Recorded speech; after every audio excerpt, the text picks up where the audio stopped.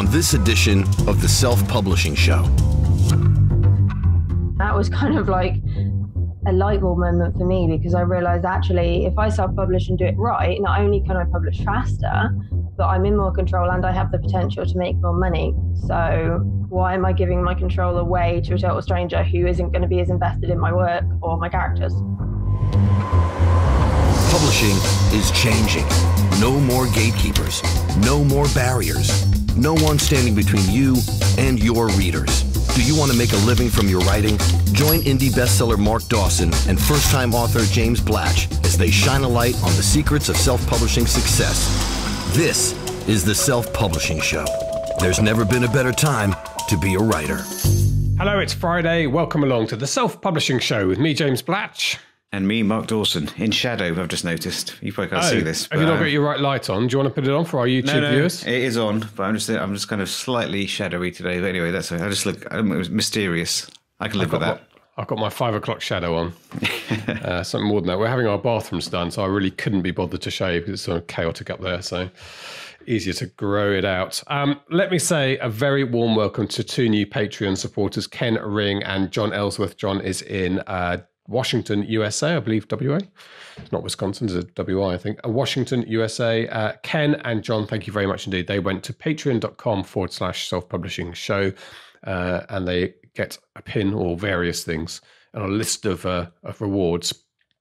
Catherine, who's very busy in the background, organising lots of things. One of the many people behind the scenes on this podcast has been sending out mugs, and she inadvertently sent a mug to me this week. So I felt, felt quite honoured. And one of a mug also, a pin got returned to our accountant's office for the United States. Ah, right, okay, go. A pin. And I said to our accountant, look, you can have it, Nick. And he said, honestly, I'm honoured. So he's feeling very, right. Very pleased. That's the sort of thing that happens when you're close to the self-publishing formula and a self-publishing show. Okay, look, we have one commercial announcement to make, which is we are doing for the first time a Black Friday deal. This is Black Friday this is being released on, which is, I know, an American thing, but we have a big presence in America and we love America. So why not do Black Friday? And what we've done, we've put our 3 craft courses together. That's cover design for authors, how to revise your book, and how to write a bestseller. 3 excellent, very well rated craft courses, which cost $297 each. And we have an absolutely fantastic offer for 7 days only. If you go to selfpublishingformula.com/Black Friday, you will see all the details there. And yes, a very, very good offer. We are not going to do this very often. We probably will make it an annual Black Friday thing, but not guaranteed. We'll see how this goes. But if you're interested in those craft courses, now is definitely the time to have a look at them. Talking of courses, I've had some back and forth this week with Carlin Robertson at BookBub, because we are building a new version of the BookBub Ads for Authors course to go in to Ads for Authors to be released early in 21. Very excited about that. Carlin's doing excellent work. It's hard work doing courses. You and I know more than anyone else in this organisation, and Carlin and the Janet and various people who put courses together for us. You end up working by yourself, quite isolated, a bit like writing actually. You can start to feel underconfident about what you're doing, and but Carlin's doing a really super job with that course, as you'd expect from somebody in the heart of BookBub to be able to do a really exhaustive course on how to use their ads platform. Okay, one other thing to talk about, some talk about Audible going around in the community at the moment to do with the way that books can be returned by readers, which authors feel is unfavourable to them. Do you know the ins and outs of this, Mark? I do a bit, yes. So I was contacted a little while ago by an author who posted in one of the Facebook groups, actually, and just mentioned that she'd noticed something a little bit odd about the way that returns were calculated. And it seems, I think it's a little bit early to kind of make any kind of prognostications about this, but it does seem as if it's quite easy to return books or exchange books, audiobooks, once you finish with them, or indeed once, at any point you don't even need to finish them. And the data that authors are provided through ACX is a bit opaque. Now, I am not the best person to talk about this because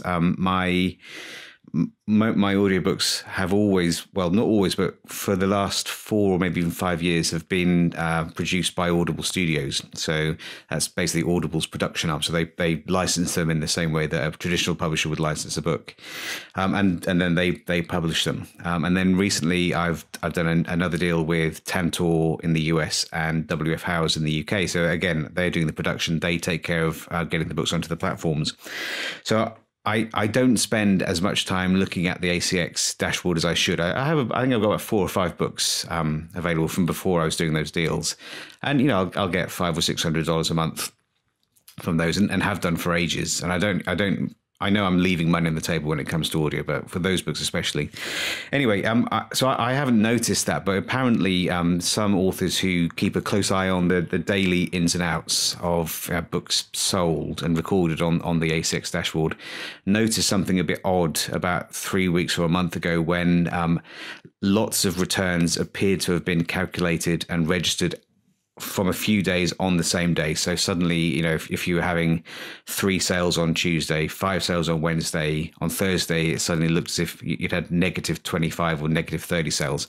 I think people started looking into it at that point and realized that these were being deducted, and you can't see the deductions, you can't see the returns in the data that we're provided with. It's all kind of aggregated, so a bit hard to dig into it. So anyway, long story short, there's a little bit of attention on that now within the author community. I know that some kind of author organizations, including the Authors Guild, I think, Science Fiction, SIFWA, the fantasy group, are involved as well, I think. And they're starting to look into exactly what's happening. So I think that's probably about as much as I can say about it. I don't, as I say, I'm not really the best author to comment on that, because I just don't have that data myself. But it does look, it's interesting. I think it's interesting, and I'd be interested to see whether there are some changes that come in the next next 6 months or so, or earlier. Yeah, and there are people doing a good job at looking into all the detail. It's relatively early on in understanding what's going on here, and so we'll keep a watching brief on that and make sure that in the end this is something that's going to be fair. I mean, ultimately the interests of Amazon and authors align, so you would hope that there's a good solution to this, or that it's not quite what we think. But we will find out and report back as we do. Okay, I've got one more thing to say before we move on to our interview, which is we had Patrick O'Donnell on last week, and I know the interview went down very well. The experienced policeman, the cop from Milwaukee, who spent 30 odd years, 20 something, I think it was 30 years, on the streets in a high crime rate area, and is now using all that experience to help writers get all that stuff right. He's actually sent us, Mark, you and me, a copy of his 2 books that he's written so far, the crime scenes and investigations, both in the Cops and Writers series, and look how they've come with police tape. Very clever. It's brilliant, isn't it? So he sent those to us, and I shall pass on to you your 2 copies of those books. The Cops and Writers Facebook group, I mentioned it last week, is a really fun place to hang out if you're a writer. There's one other thing for you. I think you may have skipped over this, and apologies if you haven't, but with regards to the foundation, which is coming up, the SPF Foundation, where I think we're giving away, or we're allocating, awarding with a number of kind of partners. So Read Z have been with us from the start on this, but subsequent to that, Written Word Media and lots of other authors. In fact, too many authors now to almost name individually, but they're all on the website for the foundation. I think we'll be giving away around about between $45,000 and $50,000 in scholarships this year, and reasonably soon we'll be, or I say it'll be my wife Lucy's in charge of the foundation, and she'll be making a short list for the authors and bodies to start judging for the authors that we think will benefit the most from these allocations. And we've got a couple of new authors who are involved now, and it's extremely generous. All of the authors who are doing this, they're going well above and beyond. They're donating, I think it's $2,500. So they're extremely generous of these authors. And as I say, we've got quite a few now. But the The most recent couple are Perry Wilson, who will be sponsoring a spot for a mystery writer. I think Perry is a mystery writer, so I will have a mystery writer being benefited by Perry's generosity. And Simon McCleave, who we had on the podcast not too long ago, is also quite recently has signed up to sponsor a place as well. So I think that brings something like 12 places now that we'll be picking. So it's a pretty good, the odds of being picked. We've had tons and tons of applications, but the odds are still reasonably good, actually, if you can meet the criteria. And you can dig into that a bit more on the website. So if you go to selfpublishingformula.com, up in the top right-hand corner, there's a tab for foundation. So you should click on that. And if you want to reply, you'll see what you need to do. And good luck to everyone who does, because we've had a few success stories over the years. Elle Thorpe springs to mind, who's doing extremely well now. And it's just, it's a good little, you get the SPF courses and you get some money, a decent amount of money towards editing covers, whatever you want, through Readsy. And it can be, for people who are, especially right now with money being tight for some people, it's a nice little nudge in the right direction to get the ball rolling.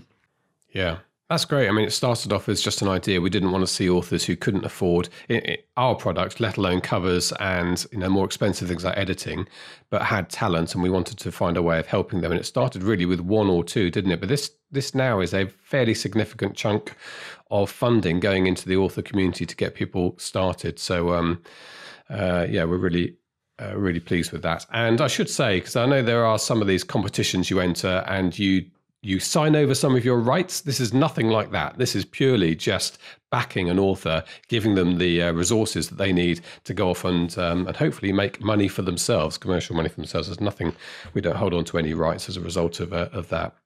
Okay, right. Well, time to move on to our interview. It is Kristina Adams this week. Kristina talks about a number of things. A lot of it's to do with mindset. It's to do with approach to writing. And particularly, I think it's going to be useful for those of you who have busy lives and things that get in the way of writing. Life does get in the way of writing. Sometimes that can be a physical or mental ailment. Sometimes it can be your family situation, how to organize yourself, how to keep yourself moving forward with your writing career during those difficult times. Here's Kristina. This is the Self-Publishing Show. There's never been a better time to be a writer. Kristina Adams, thank you very much indeed for joining us on the Self-Publishing Show. You're looking at a very crystal clear picture with lovely sound, and I've just been talking about the torture probe shaped microphone you've got, which everyone can see if they're watching on YouTube. And that's because you're just up the road here in the grey UK. So welcome to the show.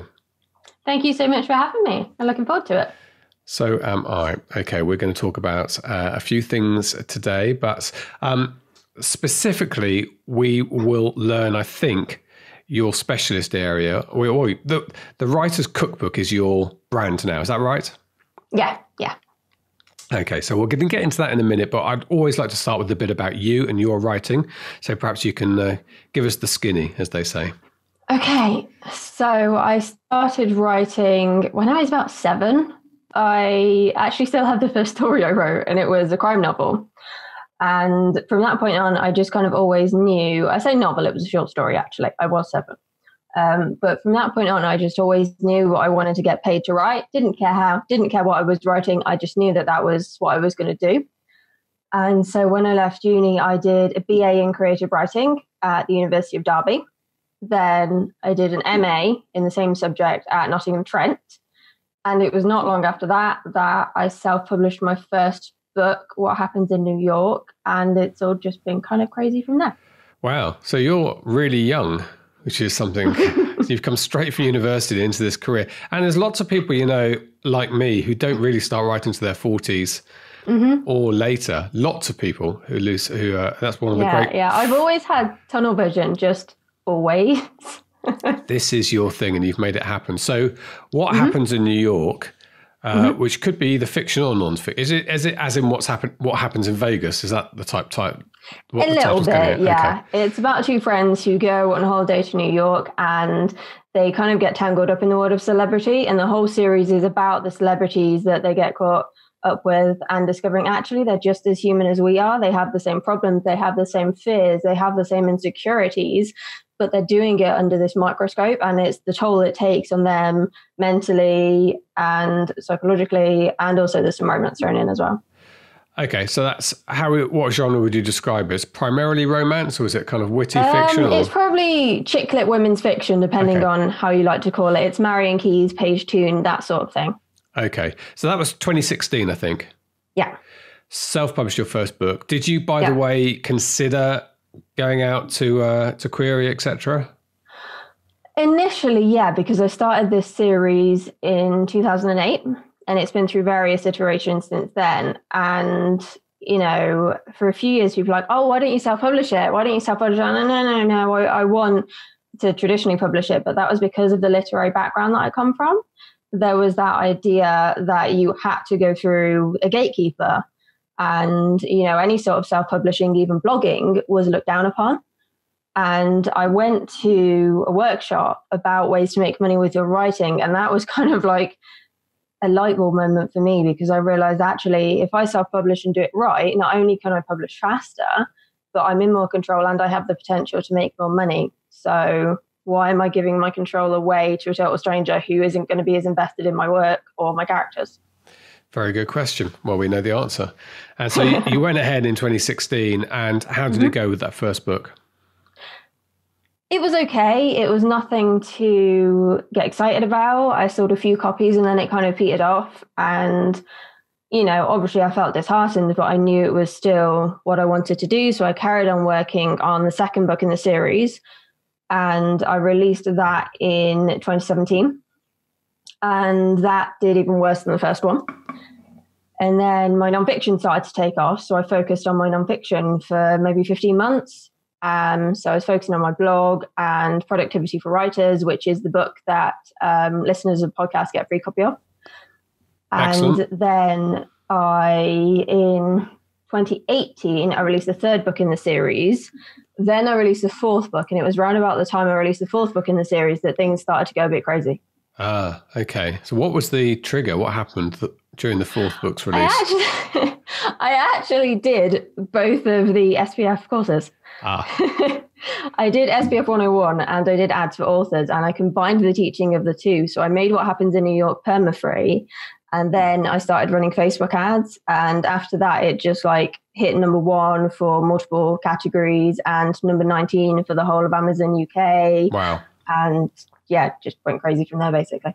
There you go. Oh, well, that's always a good answer on this particular podcast. Well, that's great. So it's funny how people don't find your work unless you go through certain steps, whether it's Mark or whoever you learn from. You do, unfortunately, it's just the way it is. In this day and age, it's pay to play. You need to be proactive, getting your book in front of people. So fourth book, things go a bit crazy. And is this the point at which, I mean, with your non-fiction writing, did that get anywhere close to you kind of having a career at that point? Not so much in terms of making money, but it helped in terms of branding. It got me some speaking gigs and I taught a few courses off the back of it. Okay. So it kind of had a secondary effect. Yeah. Okay. But the fiction, when that took off, is that where you are now? Is this a career for you? Yeah. That was a very quick I'm yes. not like a 5-figure a month kind of author, but I'm paying my bills and still writing, and I'm self-employed now, whereas I wasn't a year ago. So brilliant. What a fantastic place to be. So the books stayed in that kind of same genre, chick lit genre, or have you become a bit more romantic or gone down any particular way? Well, my second series that I'm writing now, Hollywood Gossip, is a spin-off about two of my favorite characters from the What Happens In books. And that's kind of more romance than chick lit, but it's still very heavy on like what the characters are doing with their careers. And one of the characters is an alcoholic, so he has to deal with that. And then next year, I'm segueing into fantasy. So that'll be fun. Okay. And why fantasy? Why have you chosen that? It's kind of a full circle thing, because I started off with crime, then went to fantasy, then romance, then chick lit. And then so I'm going back that way. And I've been reading a lot of it lately as well. Fantasy is very much my way of escape, and we all need that right now. So what I've read has just kind of affected my ideas. And a couple of them, I know it sounds really cheesy, but both of my fantasy ideas came from dreams. Wow. And I just really loved the characters and the worlds in which they were set. I was like, I've got to write about these characters because I can't get them out of my head. They're really, really fun. Wow. So my dreams are me running away from somebody wading in treacle, but you've obviously had much more interesting dreams. You don't remember them? Not very often, just like once every year or something. Wow. And you only really remember the dreams in the last few minutes of your sleep, don't you? So you immediately had a pen and paper? I mean, sometimes you have quite a vivid dream, don't you? It lasts all day, you remember it. Yeah. My Ghost series was one of those occasions. It was such a vivid dream, and it was actually the climax of the story. I had nothing before that, but I knew how it ended. Wow. So then I was like trying to work out retrospectively, not wanting to get out of bed because I'd got these characters in my head. Like, I've got to know how they get to this point of being attacked by this ghost. I always said sleep's good for you. There you go. Just carry on and get those ideas. Okay. So, and also, you're thinking commercially, I assume, because fantasy is a huge area as well, or particular subgenres of fantasy. And right from the beginning, this has been a mixture of you wanting to write and wanting to earn a living as a writer. You said that as a kid, didn't you? Yeah. So you are in a commercial mindset. And that's, I think, informs your nonfiction side of things. So you're somebody who organises and distributes information. So talk to us about that, how that started and what sort of ecosystem you set up. So I started the Writer's Cookbook in 2014 after I finished my MA. And I didn't really know what I was doing. I just wanted to carry on learning about writing and sharing my learnings with other writers. And I had a day job in marketing as well. So I could kind of experiment with my blog and then implement my learnings at my day job as well when it came to things like keyword research, SEO, that sort of thing. And the blog really took off in, I can't remember if it was 2017 or 2018 now. And I really put the work in to build the audience, and it now reaches over 35,000 readers a month. Wow. And, some of them are self-published authors. Some of them are students from schools and universities looking to find out more about different writing forms because, while it's geared towards self-published authors, there is a lot of stuff on poetry and script writing and things as well, because I've kind of studied the whole spectrum and I wanted to document that knowledge while it was still fresh in my head. And that was obviously 6 years ago now. And I've forgotten a lot of it, but it's still there in those blog posts. And so if you were to say, why should an author seek out the Writer's Cookbook? What is the USP? So there are lots of people out there with information for writers. What's your USP? I think it's the fact that we have a very objective but opinionated perspective. When it comes to teaching fiction, I'm heavily geared towards writing great characters. I think plot's important, but I think characters are more important. And they're also my strength as well when it comes to creating stories. So we've got a lot of stuff coming up around that. And it's also the fact that, I will give people all these tools to make an informed decision, but I'm not afraid to go, well, this is what I do, and you should do this based on X, Y, and Z. I wouldn't recommend self-publishing for a lot of people, for example. Okay. Well, should we talk about one or two of those areas then? The areas that you feel are your strengths and that you're most interested in. I mean, you've mentioned character there, which is something a lot of us think about all the time. And character for me is two things. It's the character, because anyone can kind of think of a character, but it's really how they transform. And I have to use the J word here because it is part and parcel of the language of writing books is the character journey. And it's the first thing a good editor is going to say to you is if a character's the same at the end and doesn't learn anything they were at the beginning, it's probably, and I'm guessing you're going to say that that's as important. The journey that they take is as important as saying, oh, this is a really cool idea for character. Yeah, definitely. I think if your character doesn't go on a journey, it gets really boring for the audience. I quite often cite the Suicide Squad film as an example. The only interesting character I think in that is Will Smith's character. Harley Quinn's fun personality-wise, but she doesn't change that much. She's more interesting in Birds of Prey, whereas Will Smith's character, you root for him because he just wants to spend more time with his kid. Yes. And for me, I kind of always have the characters in my head. It's a bit of a running commentary. And, I just love getting reviews about my characters. I once had someone message me saying that she really related to the journey that Holly goes on in the What Happens In series, because it's all about her finding herself and the confidence to pursue her career, her dream of being a fashion designer, but she's also completely and utterly terrified of the very thing she wants the most. Okay. And do you think at the beginning, when you start thinking of characters, is it their journey that you think about at the beginning? Is that part and parcel of kind of the formed idea that you have at the beginning, or do you simply start with somebody and then, because you have at some point introduce plot into this, use the plot to work out what's going to happen to them? Just start with the character and their personality and their sort of attitude to life, if you will. Like one of the characters from my fantasy book is an empath, but she's also very, very judgmental. She's not compassionate like you would expect someone who experiences deep empathy to be. She thinks the world is full of idiots because she can feel what they're feeling, and she knows quite often they don't act on it. Right. So that's kind of her angle. And then I thought, well, how can I torture her more? But also, how can I force her to learn compassion? And she ends up learning compassion from someone that has and feels less empathy than she does. Okay. And in terms of using this information and thinking about character, do you have are you an advocate of a particular way of plotting or of framing before you start writing? Or are you, I guess this is the plot of pantser question. Is this something you plot, want? Yeah. You do plot. But you want your characters to breathe a bit.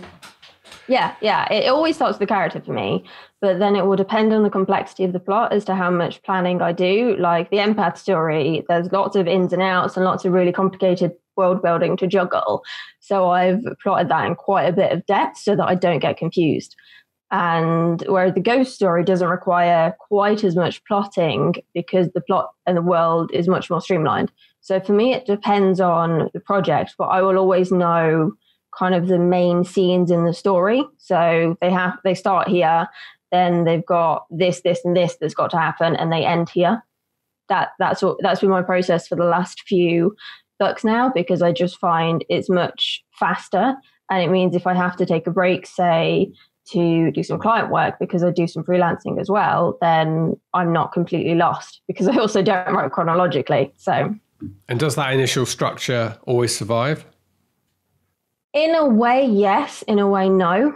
It really depends on how it evolves as I'm writing. I think most of the structure for empath is the same, but then some of the ghost story has evolved as I've written it. And I very much found when I was working on the Hollywood gossip books over the last few months, they've had a starting point, and then some of the scenes and how the books end have been quite different to what I'd initially planned. Okay.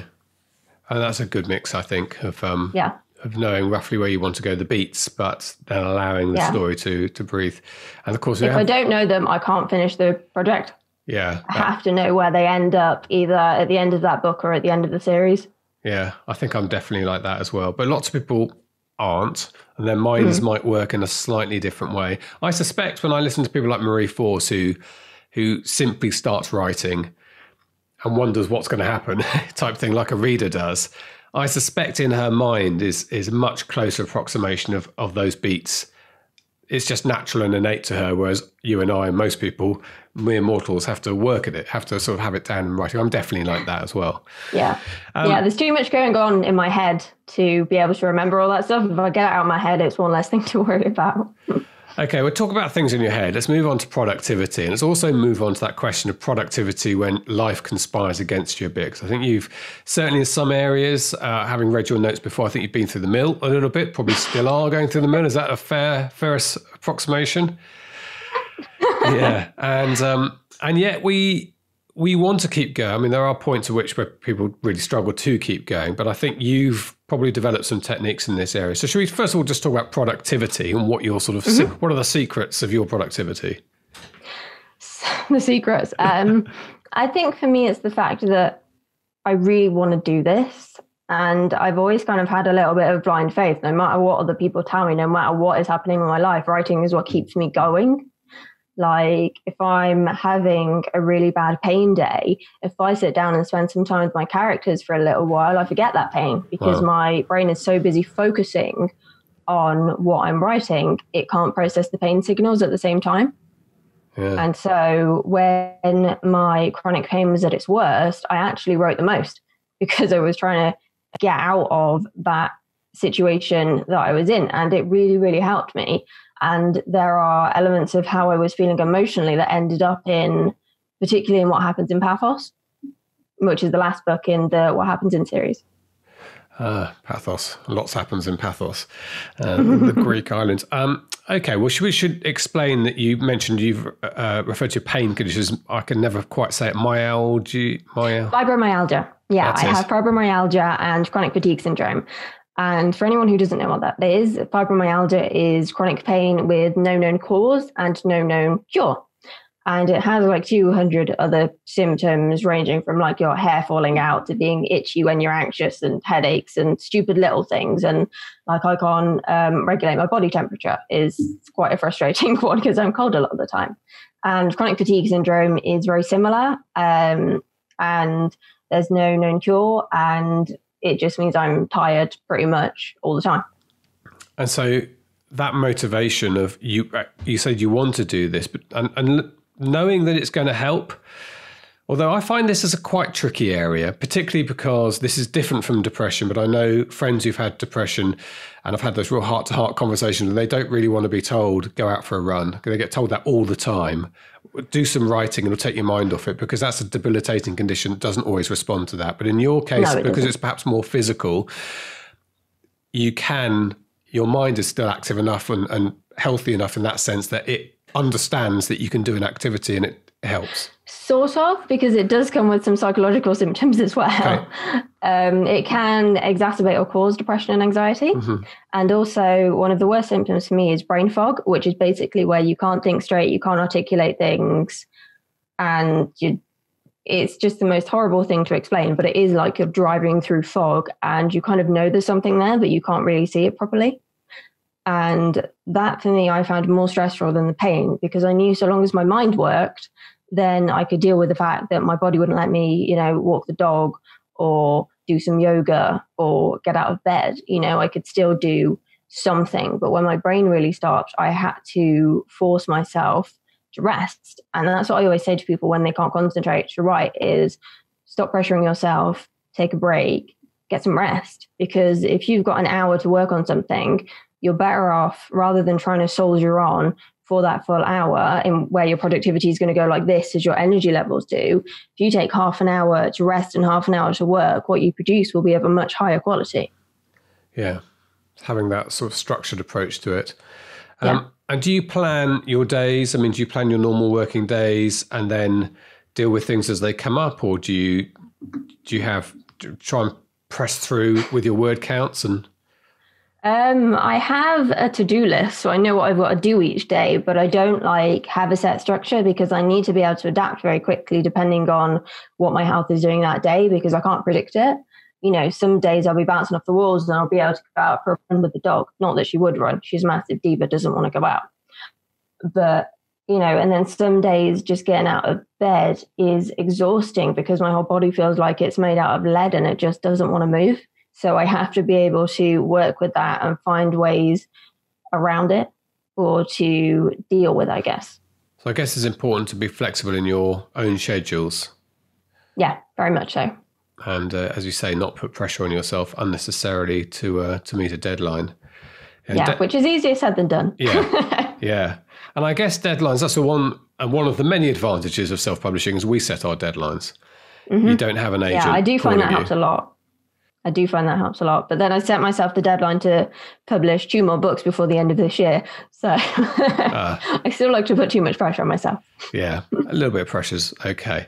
All right, let's talk about the giveaway. So you're going to offer our dear listener a book on productivity. Just talk to us about that for a bit. Yeah, it's called Productivity for Writers. And I wrote this back I think I first started actually in about 2015, and it went through about 3 iterations because I couldn't get it right. But I realized that a lot of the productivity advice at the time was looking at how to be productive rather than why you're unproductive in the first place. And I think if you don't know why you're unproductive, then being told to exercise more and drink more water doesn't make a blind bit of difference. You can have the most specific, tightest schedule. But if the reason that you're not writing as much as you want to is because you're very deeply depressed and you haven't dealt with that or worked out what's triggering you, then there's always going to be something holding you back. So the kind of meat of the book is working out why you're not as productive as you could be. And then after that, it's got the strategies that you can implement based on whether you've got kids, you've got pets, you're a carer, or maybe you're the opposite and you've got no commitments whatsoever. But because you've got all this time, you're like, what the hell? I can put it off until tomorrow, and then tomorrow, and then tomorrow, and then nothing ever gets done. Yeah, that's really interesting, that the underlying causes, tackling the cause of being unproductive rather than simply putting the Pomodoro in place and thinking that's going to certainly solve everything. Well, to be fair, for some people, that is what's needed. I guess that's the point, is working out what it is it's going to work for you. Exactly. Yeah. I need a team of people doing quite a lot of the menial work for me to give me some time to write. Same. yeah, that's coming as well. Okay, so we'll come up with a URL. So if we say selfpublishingformula.com/productivity, sounds like a good URL to go with.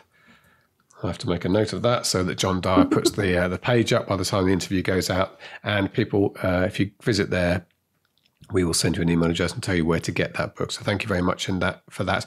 And you better tell us where people can find the Writer's Cookbook.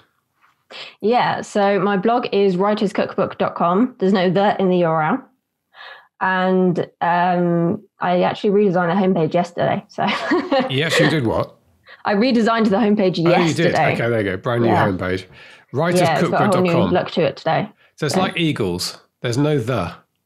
Well, everyone says "the Eagles," but there's no "the." It's Eagles. It's Writer's Cookbook. The actual site name has the "the" in, but the URL doesn't, because when I bought it, the URL with the was taken, and then a year later it expired. Oh, so you've got that URL as well. Did you? No, I probably should. Yeah, I would grab that if I were you. Might be worth something. Good. Okay, so that's the blog. That's the book, selfpublishingformula.com/productivity. Oh, we can only wish you luck. You obviously, it shapes you, and what doesn't kill us makes us stronger type thing. You feel to me like somebody who has found a way of making things happen despite adversity on occasions. And I know, and I wouldn't blame anybody for it being more debilitating and losing out to it from time to time. But and it's not just about the specific conditions you talked about. I think people have a range of reasons, physical and sometimes emotional and mental health wise, that are going to get in the way of writing. But there's the ways through it, right? Oh yeah, totally. And one of the things that's made a big difference to me actually is my support network. I'm very lucky. My partner, my mum, my dad, my friends are all really supportive. If I'm struggling mentally or physically, they're there doing what they can. And if I forget to take a break, which is easy to do when you're kind of, really focused on finishing something, they will remind me. They'll put Netflix on or other streaming services. Yes, are available. They'll, really make sure that I am still looking after myself, because that self-care is important, and self-care looks different for everyone. For me, it's playing mindless games that don't have a plot, because I've very much noticed that no matter whether I'm playing a game, watching TV, reading, my brain is constantly analyzing the story. And I actually think that it's therefore harder for writers to switch off and to relax, because they've essentially been trained or trained themselves to constantly be analyzing the words and the structure and to see how it's pieced together and what they can take away from themselves. So I tend to play games that don't have any plot whatsoever, so that it distracts me from the pain, but also my brain is resting at the same time. Excellent. Right. Well, thank you very much indeed for your time, Kristina. It's been a pleasure talking to you. Always nice to see an R2-D2 in shot as well, for people watching on YouTube. I have got BB-8 on this side. I don't know if you can see it. Well, I'm more of an Originals fan, but my kids love BB-8, so I'll take a bit of that for now. I appreciate it very much, and we'll give out those links in the show notes as well. And let's talk again in the future when the next series, the What's next? You've done the ghost stories. Next is fantasy. There's two. There's Afterlife Calls, which is the ghost series, and there's Empath, which is the one about the judgmental empath, and they're both going to be out next year. That's actually a brilliant Not told anyone else that yet. conceit for an empath, is that they know too much about everyone and realise they become quite cynical at the same time as being empathetic. It's a very clever idea. But it also makes them very good at solving crimes. Perfect. That's what you need. So they can see inside you. It's a terrifying prospect. Brilliant. Kristina, thank you so much indeed. Thank you for having me. Take care. This is the Self-Publishing Show. There's never been a better time to be a writer. There you go. Kristina's had her own challenges to deal with and has found a way through, is finding a way through. I'm sure every day takes a bit more effort, but that's, I think, a very useful thing. Life does get in the way, does it not, Mark? It certainly can do. Yeah, especially at the moment with so much going on in the world. There's lots of things that we need to negotiate in order to spend the time doing the writing. I mean, I've had a busy day today with lots of other things, all good things and things. I've got a call in about 10 minutes with an Amazon person at Comixology to talk about a comic book adaptation got coming up. Had a couple of books out this week. A collaboration, a kid's book that I'll be talking a bit more about. That's been bubbling away. So there's lots of kind of businessy things, and at the same time, I'm trying to write the second Atticus book. But over the last couple of days, I've got about 8,000 words in, which is pretty good by my current standards. So yeah, I'm tired, but at the end of the week, I'll be quite pleased. I've done quite a lot this week. Yeah, it's about compartmentalizing yourself. I think from our point of view, we've got quite a lot going on at the moment, and Hello Books we haven't mentioned even in this podcast, but lots going on with that this week. But yeah, I'm like you. I have to do businessy things first thing. I can't sit down and start writing. I'd like to sit down and start writing, but I know that will never work for me. There's going to be messages popping up on our internal system and emails. I'd rather get all that dealt with and then feel I've got a clear hour or so, probably mid-morning, about 10 o'clock. But this week I've been writing every day, and I've also been getting 2,000 to 3,000 words done a day. I'm revising rather than writing, so some of that's just copy and pasting and checking. But enjoyed using a bit of Pro Writing Aid this week as well, getting a bit into that, knowing when to say no, when to say yes to some of the suggestions. Very good. Yeah, so I'm on track at the moment for January 31st to hand over to the proof editor, which I'm excited about. Right, that is it for this week. I'll just give another plug to our Black Friday special, which will be over by the time the next podcast is out. If you go to selfpublishingformula.com/Black Friday, you'll see a fantastic price for 3 bundled craft courses all together, probably once in a year, maybe even more infrequent than that, to get your hands on that offer. That's it, I think. Mark, anything else to say? Anything else I've forgotten? No, I think we've just about covered all of it, just about. Good. Thank you very much indeed. All that remains for me to say is it's a goodbye from him. And a goodbye from me. Goodbye. Goodbye. Get show notes, the podcast archive, and free resources to boost your writing career at selfpublishingshow.com. Join our thriving Facebook group at selfpublishingshow.com/Facebook. Support the show at patreon.com/selfpublishingshow. And join us next week for more help and inspiration so that you can make your mark as a successful indie author. Publishing is changing, so get your words into the world and join the revolution with the Self-Publishing Show.